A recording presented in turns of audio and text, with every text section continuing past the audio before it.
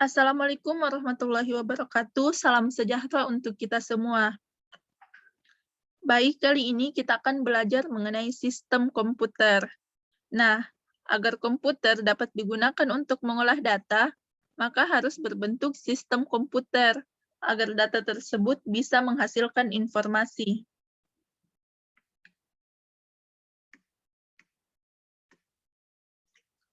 Elemen pada sistem komputer ada 3, yaitu hardware, software, dan brainware. Nah, apa maksud dari ketiganya? Mari kita simak penjelasannya. Yang pertama yakni hardware.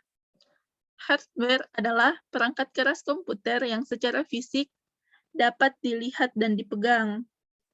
Hardware ini terbagi menjadi beberapa bagian. Yang pertama, hardware yang berfungsi sebagai alat input atau alat yang digunakan untuk memasukkan data pada komputer. Contohnya adalah keyboard dan mouse.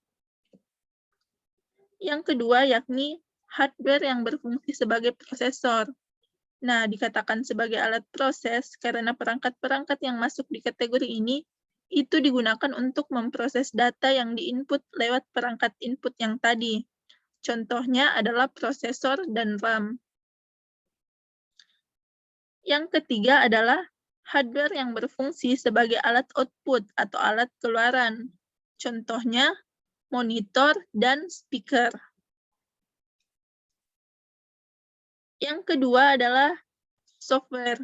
Nah, software ini adalah perangkat lunak yang berisi perintah untuk melaksanakan pengolahan data. Untuk software juga terbagi menjadi beberapa bagian. Yang pertama adalah sistem operasi.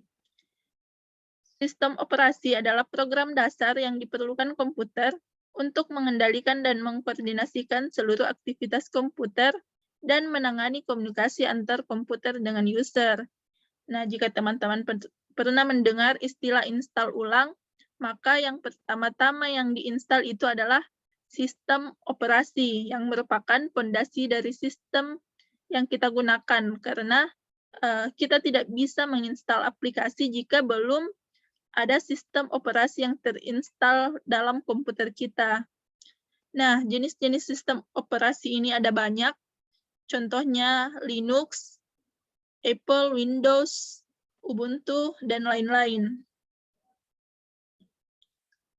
Yang kedua yakni aplikasi, yaitu program yang diperlukan komputer untuk melaksanakan suatu pekerjaan tertentu. Aplikasi ini dibedakan berdasarkan fungsinya. Misalnya, aplikasi pengolah data, contohnya Microsoft Word. Kemudian ada juga aplikasi pengolah angka atau Microsoft Excel. Ada juga aplikasi untuk editing seperti Corel atau Photoshop dan lain-lain.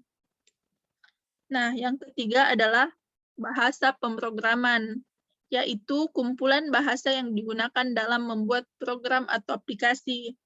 Nah, bahasa pemrograman ini juga ada banyak, misalnya Java, C++, bahasa C, dan lain-lain. Nah, yang terakhir adalah brainware atau pengguna. Brainware adalah orang yang terlibat dalam penggunaan komputer.